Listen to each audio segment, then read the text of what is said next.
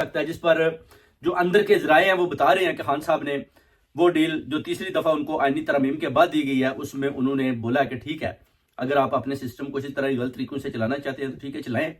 ٹھیک ہے میں جو ہے نا اپنا دیکھ لیتا ہوں کہ آپ کتنی دور تک اس حکومت کو لے کر جا سکتے ہیں۔ تو یہ ڈیل بیسیکلی آپ کہہ لیں کہ آج جو ہے نا آج کی تاریخ میں مکمل ہو چکی ہے، اور بہت بڑی خبر آنے والی ہے، آپ کو پتہ چلے گا کہ خان صاحب کی رہائی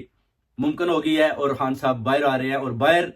پاکستان کی لینڈ پر آ رہے ہیں یا برطانیہ کی لینڈ پر آ رہے ہیں، وہ بھی آپ کو بہت جلد بتایا جائے گا۔ ڈیل آج مکمل ہو چکی ہے خان صاحب کی رہائی کی، اور خان صاحب بہت جلد آپ کو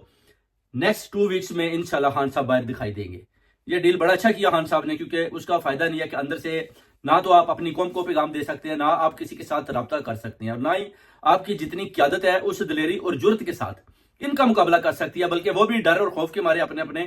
بلوں میں گھسے ہوئے ہیں۔ تو بہتر ہے کہ خان صاحب اگر باہر نکلیں گے تو عوام کو اور زیادہ